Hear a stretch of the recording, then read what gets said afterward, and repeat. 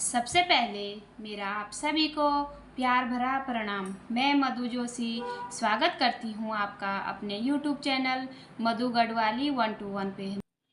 आइए जानते हैं पूजा विधि विधान की कुछ जानकारियाँ। सूर्य, गणेश, दुर्गा, शिव एवं विष्णु ये पंचदेव कहलाते हैं। इनकी पूजा सभी कार्यों में गृहस्थ आश्रम में नित्य होनी चाहिए। इससे धन, लक्ष्मी और सुख प्राप्त होता है। गणेश जी और भैरव जी को तुलसी नहीं चढ़ानी चाहिए। दुर्गा जी को दुर्वा नहीं चढ़ाना चाहिए। सूर्य देव को शंख के जल से अर्घ्य नहीं देना चाहिए। तुलसी का पत्ता बिना स्नान किए नहीं तोड़ना चाहिए। जो लोग बिना स्नान किए तोड़ते हैं, उनकी तुलसी पत्रों का भगवान स्वीकार नहीं करते। रविवार, एकादशी, द्वादशी, संक्रांति तथा संध्या काल में तुलसी नहीं तोड़नी चाहिए। दुर्वा रविवार को नहीं तोड़नी चाहिए। केतकी का फूल शंकर जी को नहीं चढ़ाना चाहिए। कमल का फूल 5 रात्रि तक उस पर जल छिड़क कर चढ़ा सकते हैं।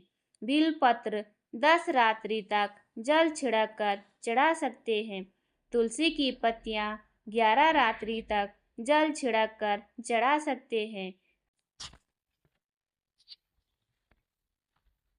तांबे के पात्र में चंदन नहीं रखना चाहिए। दीपक से दीपक नहीं जलाना चाहिए। जो दीपक से दीपक जलाते हैं वे रोगी होते हैं। पतला चंदन देवताओं को नहीं चढ़ाना चाहिए। प्रतिदिन की पूजा में मनोकामना की सफलता के लिए दक्षिणा अवश्य चढ़ानी चाहिए। दक्षिणा में अपने दोष दुर्गुणों को छोड़ने का संकल्प लें। अवश्य सफलता मिलेगी और मनोकामना पूर्ण होगी। चर्म पात्र या प्लास्टिक पात्र में गंगा जल नहीं रखना चाहिए। स्त्रियों और शूद्रों को शंख नहीं बजाना चाहिए। यदि वे बजाते हैं तो लक्ष्मी वहां से चली जाती है। आरती करने वालों को प्रथम चरणों की 4 बार, नाभि की 2 बार और मुख की 1 या 3 बार और समस्त अंगों के 7 बार आरती करनी चाहिए। पूजा हमेशा पूर्व या उत्तर की ओर मुंह करनी चाहिए। हो सके तो सुबह 6 से 8 बजे के बीच करें। पूजा जमीन पर आसन पर बैठकर ही करनी चाहिए। पूजा गृह में सुबह एवं शाम को दीपक, एक घी का और एक तेल का रखें। पूजा अर्चना होने के बाद उसी जगह पर खड़े होकर 3 परिक्रमाएं करनी चाहिए। पूजा घर में मूर्तियां 1, 3, 5, 7, 9 इंच तक की होनी चाहिए। इसमें बड़ी नहीं तथा खड़े हुए गणेश जी, सरस्वती जी, लक्ष्मी जी मूर्तियां घर में नहीं होनी चाहिए। गणेश या देवी की प्रतिमा 3-3 शिवलिंग, शालिग्राम 2, सूर्य प्रतिमा 2, गोमती चक्र 2 संख्या में कदापि ना रखें। अपने मंदिर में सिर्फ प्रतिष्ठित मूर्ति ही रखें। कांच, लकड़ी एवं फाइबर की मूर्तियां ना रखें एवं खंडित जली कटी फोटो और टूटा कांच तुरंत हटा दें। यह अमंगल कारक है एवं इसमें विपत्तियों का आगमन होता है। मंदिर के ऊपर भगवान के वस्त्र, पुस्तकें एवं आभूषण आदि भी ना रखें। मंदिर में पर्दा अति आवश्यक है। अपने पूज्य माता पिता तथा पितरों का फोटो मंदिर पे कदापि ना रखें। उन्हें घर के नेतृत्व के कोण में ही स्थापित करें। विष्णु की 4, गणेश की 3, सूर्य की 7, दुर्गा की 1 एवं शिव की आदि परिक्रमा कर सकते हैं। प्रत्येक व्यक्ति को अपने घर में कलश स्थापित करना चाहिए। कलश जल से पूर्ण, श्रीफल से युक्त विधि पूर्वक स्थापित करें। यदि आपके घर में श्रीफल कलश में उग जाता है तो वहाँ सुख एवं समृद्धि के साथ स्वयं लक्ष्मी नारायण के साथ निवास करती है। तुलसी का पूजन भी आवश्यक है। मकड़ी के जाले एवं दीमक से घर को सर्वदा बचाएं, अन्यथा घर में भयंकर हानि हो सकती है। घर में झाड़ू कभी खड़ा करके ना रखें। झाड़ू लांघना, पांव से कुचलना भी दरिद्रता को निमंत्रण देता है। दो झाड़ू को भी एक ही स्थान में ना रखें, इससे शत्रु बढ़ते हैं। घर में किसी भी परिस्थिति में रात को जूठे बर्तन ना रखें, क्योंकि शास्त्र कहते हैं कि रात में लक्ष्मी जी का घर निरीक्षण करती है। यदि जूठे बर्तन रखना ही है तो किसी बड़े बर्तन में उन बर्तनों को रखकर उनमें पानी भर दें और ऊपर से ढक दें, तो दोष निवारण हो जाएगा। कपूर का एक छोटा सा टुकड़ा घर में नित्य अवश्य ही जलाना चाहिए, जिससे वातावरण अधिकाधिक शुद्ध हो, वातावरण में धनात्मक ऊर्जा बढ़े। घर के नित्य घी का दीपक जलावें और सुखी रहे। घर में नित्य गोमूत्र युक्त जल का पोछा लगाने से घर में वास्तु दोष समाप्त होता है तथा दुरात्मक हावी एवं होती है। सेंधा नमक घर में रखने से सुख श्री की वृद्धि होती है। रोज पीपल वृक्ष के स्पर्श से शरीर में रोग प्रतिरोधकता में वृद्धि होती है। साबुत धनिया, हल्दी की 5 गांठें, 11 कमलगट्ठे तथा साबुत नमक एवं थैली में रखकर तिजोरी में रखने से बरकत होती है, श्री व समृद्धि बढ़ती है। दक्षिणावर्त शंख जिस घर में होता है उसमें साक्षात लक्ष्मी एवं शांति का वास होता है। वहाँ मंगल ही मंगल होते हैं। पूजा स्थान पर 2 शंख नहीं रखने चाहिए। घर में यदा कदा केसर के छींटे देते रहने से वहाँ धनात्मक ऊर्जा में वृद्धि होती है। पतला घोल बनाकर आम्र पत्र अथवा पान के पत्ते की सहायता से केसर के छींटे लगाने चाहिए। 1 मोती शंख, 5 गोमती चक्र, 3 हकीक पत्थर, 1 ताम्र सिक्का व थोड़ी सी नाग केसर एक थैली में रखकर घर में रखें, श्री वृद्धि होगी। आचमन करके जूठे हाथ सिर के पृष्ठ भाग में कदापि ना पोंछें। इस भाग में अत्यंत महत्वपूर्ण कोशिकाएं होती है। घर में पूजा पाठ व मांगलिक पर्व में सिर पर टोपी या पगड़ी पहननी चाहिए।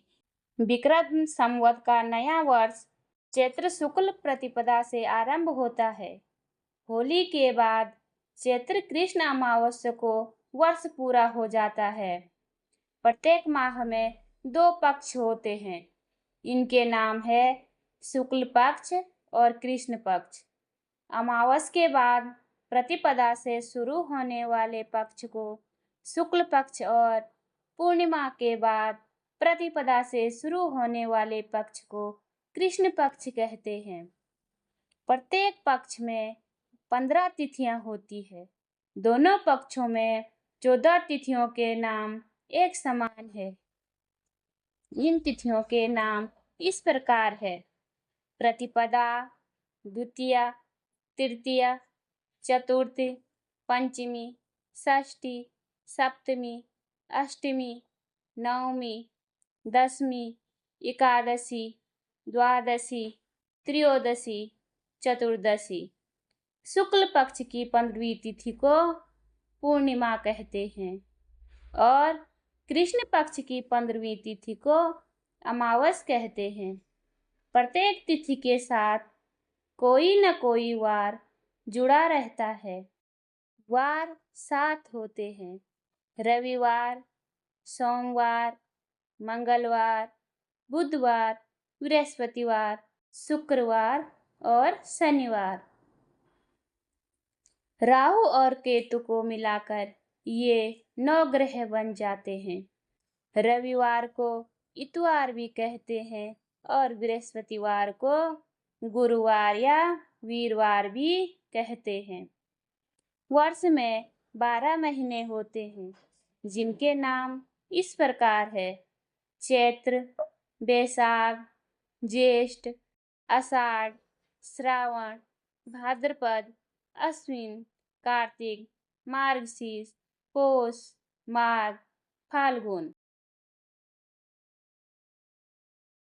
हर 3 वर्ष बाद कोई एक महीना बढ़ जाता है और वह वर्ष 13 महीने का हो जाता है।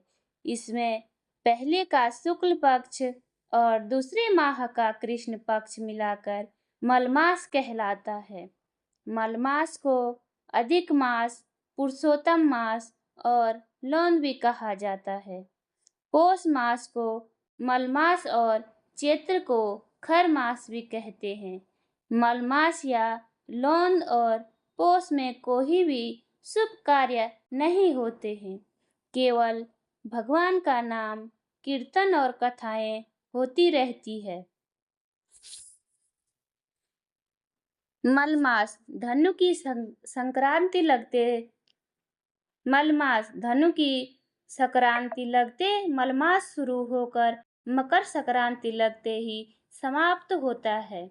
यह 1 महीने तक रहता है, 15 दिसंबर से 13 जनवरी तक।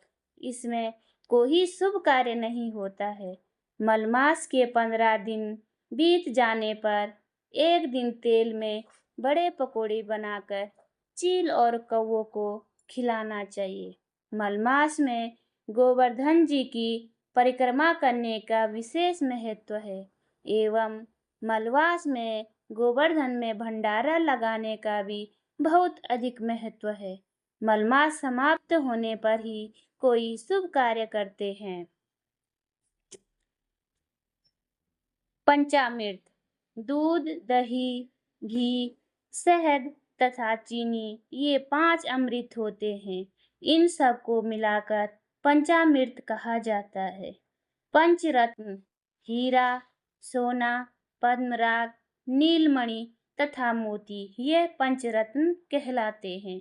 सतनाजा गेहूं, जौ, तिल, जीरी, मक्की, बाजरा तथा ज्वार, ये सतनाजा कहलाते हैं।